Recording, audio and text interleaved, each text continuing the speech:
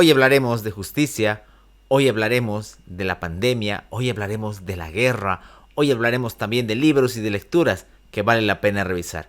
Acompáñenos en el laberinto de esta semana.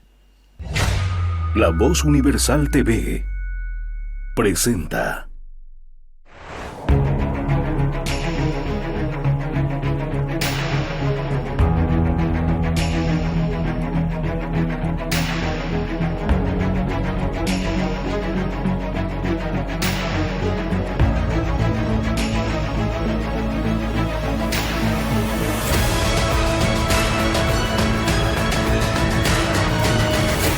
El Laberinto con Andrés Canseco. El deseo de justicia es una de las más grandes aspiraciones a las que puede llegar un ciudadano. Cuando siente que sus derechos han sido vulnerados, cuando siente que su libertad, que su vida, que su integridad o la de los suyos ha sido dañada, hay un gran dilema interno. Porque no solamente se trata del control que puede tener uno hasta de impulsos instintivos como de tomar la justicia por la mano propia, sino también en confiar en las instituciones que estarían encargadas de hacer cumplir las normativas, de hacer cumplir las reglas de este juego que se llama convivencia. Y lo cierto es que una de las grandes decepciones que tenemos, no solamente en este año, no solamente en el proceso de cambio, sino desde hace mucho tiempo en Bolivia, es el tema de la justicia. Cuestiones pendientes, reformas que lejos de mejorar la situación parecen empeorarla, inclusive una nueva constitución, ya no tan nueva, que prometía, entre otras cosas, un mejor desempeño de la justicia, nada más alejado de la verdad. Y aquí hay que ser muy claros, porque varias veces lo hemos mencionado y me parece necesario volver a decirlo, que este tipo de afanes de corregir el funcionamiento de la justicia no tiene que ver solo con política. Tiene que ver con jueces probos, tiene que ver con un ministerio público decente. Y lo que vemos en estas semanas es simplemente la manipulación de aquello que alguna vez se creyó que institucionalmente podía funcionar para darle una mejor vida a las personas, que es precisamente el conjunto de leyes que hay para regir nuestra vida. Hemos visto cómo se liberan feminicidas bajo la idea de la salud, personas que estarían condenadas a presidio, tienen detención domiciliaria, vaya uno a saber cómo o cuánto le cuesta. Y si no fuese porque saltan mediáticamente estos casos o aparecen estos individuos en ciertos lugares, la verdad es que ni nos hubiéramos dado cuenta. Y así como aparecen 1, 2, 3, 4, no solo nos queda imaginar cuántos más habrá. No solamente con cuestiones relacionadas a la violencia, a feminicidios, a homicidios, sino también en cuanto a la corrupción. Una de las cosas más molestas que tenemos en nuestro tiempo es esta idea de que temporalmente, bajo el fervor mediático, alguien es detenido, se hacen investigaciones, se hacen intervenciones, operativos, aparece la fiscalía, pero una vez que esa ola noticiosa baja, deja de hacerse el seguimiento. La misma ciudadanía se olvida de ese trayecto que debe continuar, de ese seguimiento. Ni qué decir de concejales y diputados que tienen seguramente un interés más mediático e inmediato que real sobre muchas cosas, con las excepciones de algunos que sí lo hacen. Y eso, porque a ver, si uno puede contabilizar la cantidad de diputados o concejales o asambleístas que formulan denuncias, va a encontrar un número relativamente interesante. Algunos con mejor fundamento que otros, algunos de casos más graves que otros, pero el seguimiento es una de las grandes falencias que existe, porque no todos le hacen ese proceso de continuar investigando, de lamentablemente de tener que seguir pinchando a los investigadores, a los fiscales, a la justicia.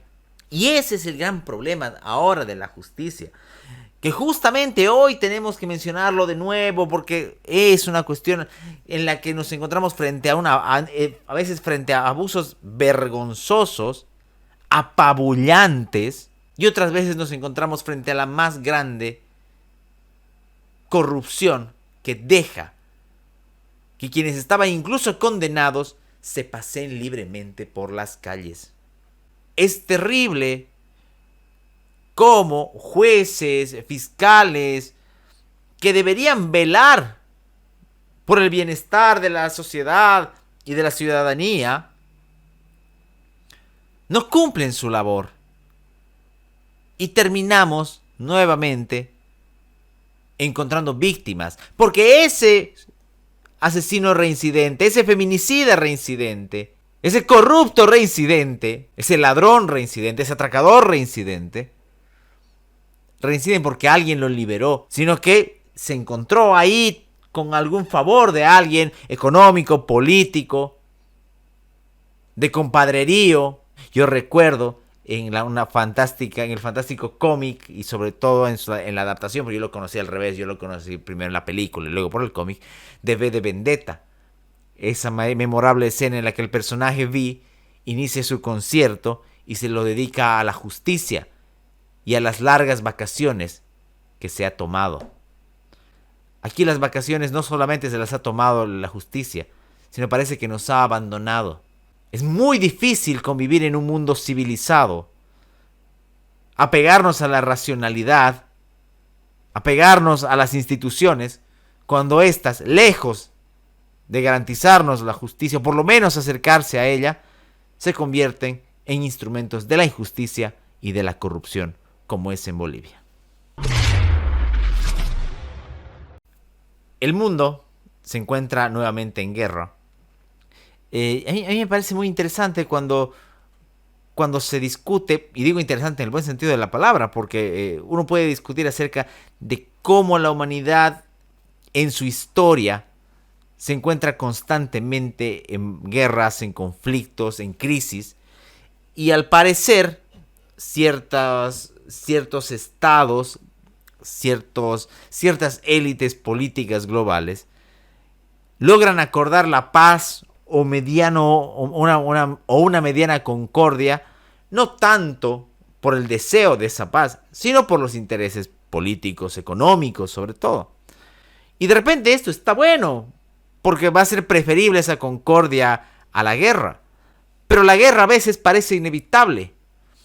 Y responder a ella, o responder en todo caso al agresor y al invasor, sobre todo cuando tiene un carácter completamente autoritario y casi totalitario como el señor Putin, requiere pruebas de valentía y pruebas de principios que no se encuentran en todos lados.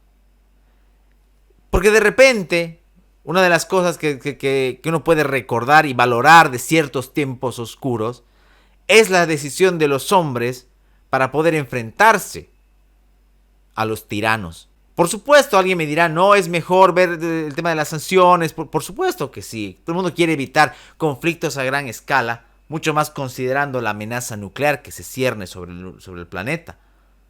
Pero,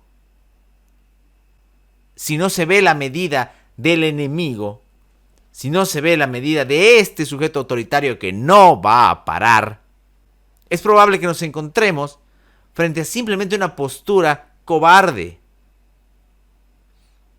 Y que no encontremos hombres y mujeres que estén a la altura de esos tiempos.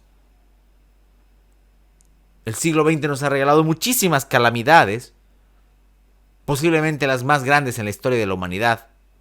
Pero también nos ha otorgado ejemplos de entereza, de gente que se puso a la altura de las situaciones y de la historia de ese momento, principalmente en la Segunda Guerra Mundial. Y hoy parece que como las prioridades son otras, que como los negociados son otros, el acto de oponerse a los tiranos va a ser todavía un poco complicado.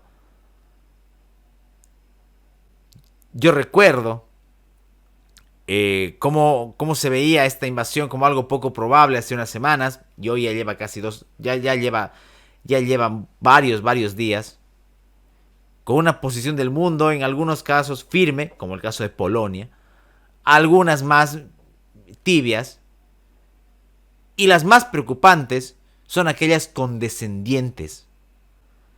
Y aquí se dio una paradoja que la comentábamos el otro día, más bien agradecer a la gente de JUTV que me preguntaba por aquello. ¿Cómo es que los gobiernos que aparentemente eran contrarios, que se encontraban en otros espectros ideológicos, políticos, le brindaron y le brindan apoyo a Putin? Me refiero a los gobiernos de la izquierda, por llamarla extrema, y de la derecha más conservadora en América Latina, como es el caso de Bolsonaro, que seguramente llama mucho la atención. Pero hay que encontrarle un valor también a esto. Porque de la izquierda, de Maduro, de Díaz-Canel, de Nicaragua y de Bolivia y de sus gobernantes, poco se espera, poco esperábamos, más que esa genuflexión que existe y esa absurda lectura, esas absurdas lecturas y tweets de Juan Evo Morales Ayma sobre la guerra y la OTAN. Pero de otros gobiernos se esperaba algo más, y vemos otra vez que podemos encontrar cierta utilidad en esto, que es de alguna manera filtrar a quienes de verdad están en contra de las posiciones autoritarias y quienes son cómplices de alguna manera y se sienten cómodos en ese entorno. Porque si algo ha sabido hacer el régimen ruso, además de censurar, perseguir y encarcelar, siguiendo la tradición stalinista soviética, es seducir a través de su poder económico, político y militar a varias facciones del mundo. Desde el ultraconservadurismo, figuras como Trump, como Bolsonaro, hasta la izquierda más radical, como la que mencionábamos en Latinoamérica. Entonces, veamos esto como una, en medio de toda esta crisis y esta angustia que se provoca, como una oportunidad para tratar de encontrar quiénes son de verdad los que anhelan mundos autoritarios, países autoritarios, y usaron quizás la libertad como una propaganda, y quienes de verdad están comprometidos con una convivencia liberal, medianamente sensata. Y ojo, ese proceso de filtración no es solamente para ellos, sino también para sus seguidores. Digan lo que quieran, pero expresa mucho de supuestos liberales y demócratas apoyar al régimen ruso. Dice mucho, los desenmascara frente a su prójimo. Y de repente, como les decía hace rato, eso es lo único que tal vez nos queda tomar de esta tristísima experiencia que es la guerra. Ha pasado el carnaval, hay que darle la vuelta a la página, pero siempre hay cosas que dejan para pensar, sobre todo cuando se refiere a la convivencia en esta ciudad y en general en el país. Es el carnaval luego de un año de pausa por las restricciones relacionadas a la pandemia. Un año en el que por lo menos se puede advertir ciertas transformaciones. No nos olvidemos que al final el carnaval es una oferta que hay de entretenimiento, de desahogo, hasta de caos, en teoría controlado. Y en ese sentido, creo que ha habido un carnaval bastante peculiar en este lado del país. Primero por el asunto de la salud, hay gente que todavía tiene bastante temor y está en su derecho de no participar. Segundo, por el elemento económico que ya se siente en ciertos grupos. Y tercero, porque al final el carnaval es una cuestión cultural y es una práctica que, como todas, va transformándose con el tiempo, evolucionando o involucionando, pero se transforma. el carnaval de hace 30 años no es el mismo que hace 20, el de hace 20 no es el mismo que hace de 10, y hoy seguramente tocará renovar un poco en ese sentido. Yo particularmente no tengo ningún interés en la práctica carnavalera, pero sí me atañe primero porque tiene que ver con la paralización de actividades, con un diferente funcionamiento de la sociedad, con recursos públicos, ojo, desde el momento en que ya están los recursos públicos uno tiene todo el derecho de poder opinar. Y además tiene que ver con ciertas cuestiones que son muy fuertes de la cultura boliviana. Ustedes saben que por la ley 258, por ejemplo, no se puede consumir bebidas alcohólicas en la vía pública. Eso dice la ley. No establece ninguna excepción para el carnaval. Pero durante esos 3-4 días, la ley se rompe. La ley se toma por obvio, mejor dicho, se la aparta y se vive con una institución no formal como es el carnaval. Con las ventajas para el que quiera verlas, pero con las desventajas también que implican para el que las sufre. Y en esto hay una mentalidad que hay que mencionarla. Nadie está en contra del desenfreno personal, nadie está en contra de la diversión, al contrario, felices si existe. Pero si vamos a pensar o asumir o creer que eso da carta libre para el mal uso de espacios públicos, para la falta de respeto hacia lo que hace el otro, para no respetar los espacios, las calles, bueno, entonces estamos hablando de algo que está pervirtiendo todavía más la sociedad. Y no me refiero a la moralidad, por cierto, eso es de mojigatos. Tiene que ver con otra cosa. Por eso les digo que esa mentalidad del carnaval lamentablemente no se queda en el carnaval. Uno tiene que lidiar, por ejemplo, con un vecino X que un día dice: hoy voy a cerrar la calle porque quiero hacer una fiesta o una kermés, independientemente de la voluntad que tenga o de lo que busque conseguir, si es incrementar su patrimonio o una causa benéfica. Igual, está mal, pero lo hace. Y estamos tan derrotados en cuanto a nuestra brújula de moralidad que el que denuncia aquello o el que se queja de ello es el que está mal y no el que lo hizo, no el que cortó la calle, no el que pone el volumen en un domingo de descanso. Por eso les decía que esa mentalidad del carnaval, esa mentalidad dionisiaca, para usar un término nietzscheano, no me molesta cuando no perturba la vida del prójimo. Hay que repensar cuestiones como si las precarnavaleras deben seguir cortando el centro. Hay que reconsiderar si vale la pena seguir cerrando los 3 días. Hay que reconsiderar muchas cosas. ¿Y por qué no discutirlas? Porque, insisto, esto hay que sacarnos el chip de que esto solo importa a los carnavaleros. No, cuando la ciudad está en juego, cuando los recursos públicos están en juego, ya es un debate público. Y no permitamos, como escribía nuestro querido amigo Roberto Barberí, que la tradición sea celestina del vicio. Si uno quiere, puede dedicar su vida al consumo de cualquier sustancia. A nosotros no nos interesa lo que haga con su vida privada. Pero ojo con lo que hace en el lugar público y en el aspecto y con el erario público. El carnaval va a ir transformándose, pese a quien le pese, porque así son estas cosas. No podemos vivir anclados en el pasado como tampoco pudieron hacerlo las anteriores generaciones. Y si esa transformación hay que hacerla, por lo menos que sea, ya no digo con la modernidad ni demás, sino que sea para que la ciudadanía, quien no participa de aquello, se sienta respetada en su derecho.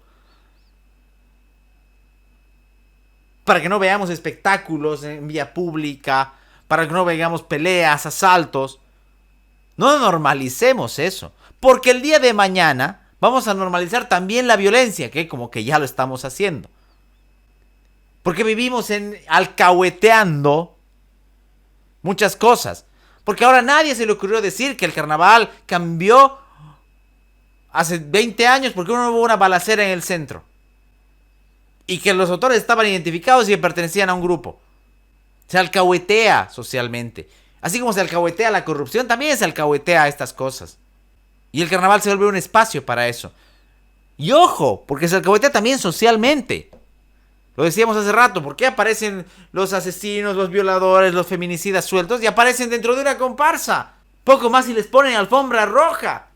Esas también son cosas que tenemos que corregir. Yo no vengo con un mensaje moralizador, insisto, en la vida privada cada quien puede hacer lo que quiera, esa es su libertad y asumir las consecuencias de lo que hace, ojo. Pero en el ámbito de lo público, sí hay que cuestionarnos mucho. Finalmente, en la parte última del programa, quiero hacer unas recomendaciones bibliográficas. Algunas de ellas las hice con el conversatorio del Colegio Abierto de Filosofía sobre filosofía y guerra. Lo pueden encontrar en nuestra página y en el canal de YouTube. Primero las lecturas de Churchill, los discursos de Churchill, porque, a ver, si bien están catalogados ahora en estas presentaciones como obras literarias, fueron dados en momentos muy crudos de la Segunda Guerra Mundial, en plena batalla prácticamente. Entonces vale la pena revisarlos, sobre todo más allá de que los contextos son muy diferentes, por ciertas similitudes que se pueden encontrar. Así que leer a Winston Churchill es una de las recomendaciones. La otra es leer, como siempre, lo recomienda Camus. Recordemos que Camus, durante la Segunda Guerra Mundial, funda un periódico clandestino durante la ocupación alemana de Francia. Funda Combat, y acá en esta edición están algunos de sus artículos. Te pueden encontrar también en internet. Y también quiero recomendar, ya cerrando el programa, este último volumen, así bastante peculiar, pero muy, muy interesante, muy bueno sobre todo, de el doctor H.C.F. Mansilla. Este volumen titulado El surgimiento del populismo y la cultura política del autoritarismo, vigente como nunca en nuestra sociedad. Una edición de la editorial Rincón, súper corta, son 44 páginas, es de bolsillo, literalmente es de bolsillo, con una presentación y una tapa sumamente bien diseñada, pero que tiene muy buen análisis del profesor Mansilla acerca de lo que es el populismo y cómo este se conecta con las posturas autoritarias, desde los teóricos como Laclau hasta, bueno, quienes ya en la práctica política lo promueven. Hay una parte fantástica que está casi llegando al final, que tiene que ver con 3 elementos negativos que tiene el populismo latinoamericano. No es solamente ganar elecciones, no es solamente lastimar a la gente o quedarse con los recursos públicos, sino, lo menciona el profesor, son 3, que es la consolidación de la cultura política del autoritarismo, el populismo como un camino hacia el autoritarismo. 2, la formación de élites muy privilegiadas que pasan a construir nuevas clases altas, dígame si no es el caso boliviano, muchas de ellas con actividades ilegales. Y 3, la desinstitucionalización de la vida público-política, con su secuela inevitable, la corrupción en gran escala. Por supuesto, es la falta de justicia, lo que mencionábamos hace rato, la corrupción que aparece como algo que ha manchado a toda la franja de personas que maneja el Estado, y que permite justamente lo otro, el autoritarismo, el abuso. Entonces, y esos 3 aspectos, además de mencionarlos, los detalla muy bien el profesor Mansilla en la parte final. Así que está muy, muy buena. Quiero agradecer a la gente de Liberland, los amigos de Liberland, que son los que me otorgaron este libro. Pueden encontrar Liberland en la calle Libertad. Está en las oficinas de Café Bistro La Radio. Ahí pueden encontrar este y otros volúmenes, no solo del profesor Mansilla, sino de muchísimos autores y lecturas que permiten aproximarnos a las ideas de la libertad. Ya saben, pueden visitar Liberland y encontrar, entre otras cosas, este último libro, este último volumen del profesor H.C.F. Mansilla. Terminamos así el programa de hoy. Un programa variado, como siempre. Agradecerles por su atención, por su tiempo, por seguirnos, ya sea a través de la señal de radio La Voz Universal 91.2 FM, por el canal lavozuniversal.tv y por nuestras redes sociales. Saben que pueden encontrarnos en Facebook, en YouTube, en Instagram y por supuesto también en Spotify. Si no quieren ver el video y solamente quieren escucharnos, está nuestro podcast. Mi nombre es Andrés Canseco. Nos volveremos a encontrar la siguiente semana en otro laberinto. Que tengan un muy buen descanso. El laberinto con Andrés Canseco.